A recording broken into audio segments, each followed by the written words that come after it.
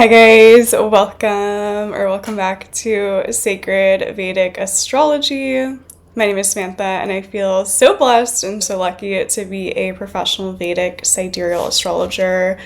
So today we are going to finish off our series which went through all the different pairings of houses in Vedic astrology and the different four aims of life. So the four aims of life in astrology are Dharma, Artha, Kāma, and Moksha. So we went through the previous pairings of houses, and now we are going to delve into the Kāma houses. Kāma is essentially the realm of desire and pleasure and connection. And I see it as the very social houses, right? So we can connect this to the element of air. Think about social, think about connection, think about creativity, pleasure. That is the energy of Kāma. So we're essentially going to go through all the different houses and discuss what the meanings of each house paired into the Kāma houses represent. So you want to look at your charts, pull it up, and see if you have a lot of energy activated in which desire of life, right? Is it a lot of moksha energy? Is it a lot of artha? Is it a lot of kama? Is it a lot of moksha? Is it a lot of dharma? Because that will give a lot of insight into which aim of life is important for you in this lifetime. Where does your energy want to go? If someone has a lot of moksha energy, they are going to be very interested in the spiritual and the depths of life and what's going on beneath the surface, and they're emotional and they're sensitive and they're introspective, which I have a whole video on the moksha houses, of course, so go check that out. If you happen to have a lot of 3rd house, 7th house, 11th house energy, this is a lot about like connection, creation, movement, desire, pleasure. That is the energy of Kāma. All right. So it's important to know which aim of life is very activated in your charts, right? To see what area really pulls you in this lifetime. And of course, the ultimate goal is to have balance between all the different aims of life. We wouldn't live a fulfilled life without all of them coming into this like coexistence, right? Like we want to socialize, we want to connect, we want to have pleasure, we want to have joy, but then we also want to explore the depths and know that there's more out there. And then we also need the security that comes from the artha. It's about all of them coming into this co-creation energy, but usually charts are pulled a little bit more in one direction, right? There's more of an activation of one area or realm of life, and it's important to know that about yourself and know that about your chart. All right, so let us start with the first Kāma house, which is the 3rd house. Okay, so the 3rd house is willpower, energy, right? If someone has a lot of 3rd house energy activated, they have the energy, the ambition to go out there and do things, go run the tasks that they need to run their errands, get out there in the world, do the things they need to do. That's the 3rd house. So it's willpower, it's energy, it's drive, but it's also the arts and expression, right? So it's a lot about like music, dance, drama, creativity, performing. A lot of really powerful performers will have a prominent 3rd house. Like a great example of this is Michael Jackson had a super powerful 3rd house. And he was a performer through and through, right? It's like there's different types of musicians. There's musicians that are like true musicians and they just love the craft and they just like to sing and they just want to do it behind the scenes. And then there's like performers, right? There's a difference there. And if someone has a prominent 3rd house, they're more of a performer. It's more of that performative, energized sort of energy. So it's music, dance, drama, performing, and it's more of that energy, that drive, that willpower. It's more activated, energized. The 3rd house is also siblings. So the 3rd house would be younger siblings. So if you have a lot of energy in the 3rd house, you can have an importance of your younger siblings as well too. So the 3rd house is really that house of like words and ideas and expression and action and energy and performing and creativity. It's a very mental, activated sort of house, right? It also really does connect writing, media, journalism, sales, public relations, communication as well too. So I see a lot of charts where people work in sales or they have this big like sales job and they have an important planetary influence in their third house, right? They're connected to communication. They're always communicating. Sales is a very communication heavy sort of industry and business, right? So that's Kāma. It's very much about communication, connection, pleasure, like that. Okay, so we never want to forget that the third house can also be sales, can be a very businessy, salesy sort of house as well too. Okay. And if someone has a very activated third house, it's important for them to like get out there and communicate and express and connect with other people. That's very much the third house. You'll see a lot of writers with a prominent third house, musicians, singers, very creative, very activated sort of house. Okay, so think all things media, communication, expression, dance, drama, the arts. That's the third house. Okay, so let's move on to the seventh house. Now, I feel like the seventh house is one of those houses that people can grasp pretty easily, right? You think about the seventh house like marriage, relationships, business, connections, partnerships. So it's a pretty common house for people to know about, right? It's not quite as complex as perhaps the other houses. So the seventh house, we can see this as the partnership, the connection house, right? So this can be marriage, of course. That's like the classic meaning. Business partnerships, business itself is represented by the seventh house. Someone has a really powerful, potent seventh house. They can go into business, they work in business, they have their own business. There's something really important about business, right? Let's say they're 10th rulers in the seventh house. They might work in business, have their own business like that. The seventh house is about partnership, connection, business. To analyze if someone is going to live in a different land, a different culture, we would actually look to see if the seventh house is very afflicted. If someone has a lot of afflictions on their seventh house, they can definitely live in foreign lands, different cultures. And I've seen this so many times, right? This is one of those like secret Vedic techniques that not many people talk about. But when the seventh house is very badly afflicted or aspected, the seventh ruler is like really destroyed, they'll live in a different country than their homeland, right? So they'll move to London, they'll move to Barcelona, right? They'll live somewhere outside of where they were born, okay? So the seventh house is really that connection, partnership house, and it's more contractual agreements and more long-term agreements, right? So a business partner that you're really signing a contract, going into some contractual agreement with, that's the seventh house. A marriage, that's a contractual agreement, right? So the fifth house is the more like playful, fun house. That's where you're going to have more like casual, fun connections, more romantic. Seventh house is, oh, we're signing this contractual agreement. It's more binding with the seventh house, right? If we think about a marriage, it's a business agreement, essentially. As weird as that is, you're signing a contract to work it out, right? So it's more so a contractual agreement more than anything else, but the fifth house is more so like the pleasure and the fun. Like fifth house is when you're dating someone and it's really fun and really exciting and it just feels really like passionate, right? The seventh house is when it's like, okay, we're signing the contract, we're figuring out the finances. That's the seventh house. There's a big difference between fifth house energy and seventh house energy. Okay, so the seventh house is like the binding sort of agreements. All right, and if someone has a prominent seventh house, a lot of benefics, a powerful seventh house, they're going to do well when they connect with other people, which is why they do well in business, right? They're good at talking to people, connecting with people, understanding other people. That is the seventh house. All right.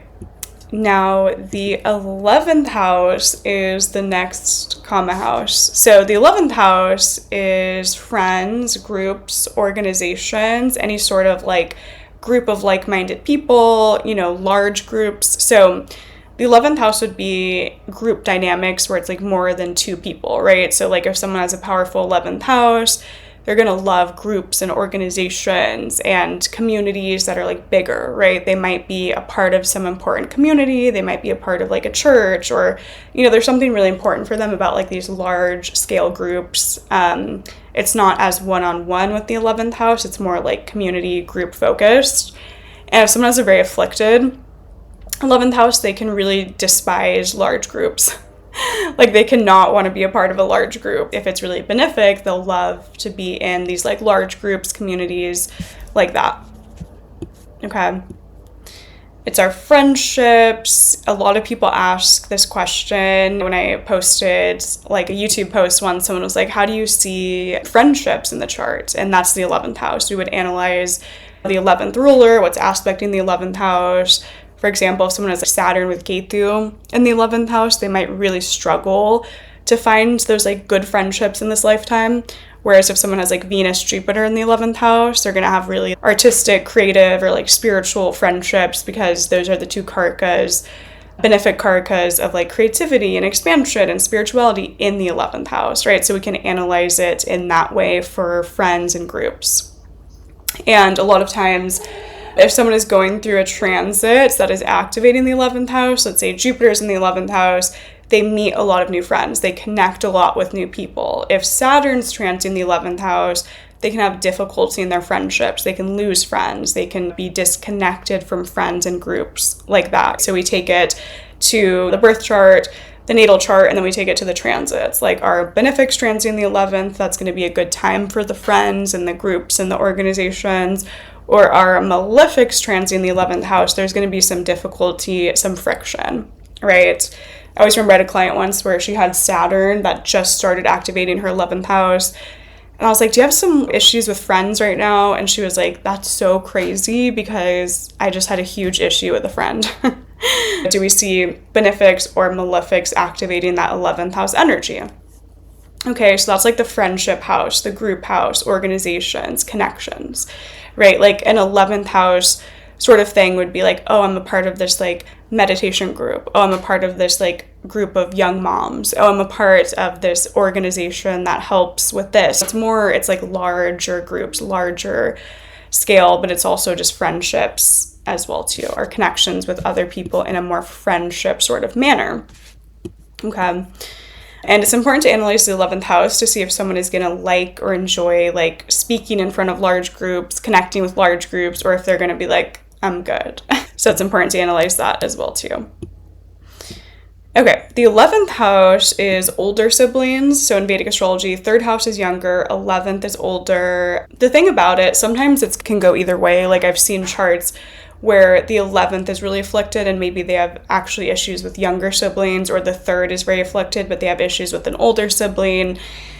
It can be a bit difficult with that one. Like that's the classic take, is the 11th house is the older sibling, 3rd house is younger sibling, but I see it as siblings in general because it can kind of go either way. I've seen it be interchangeable in that sense.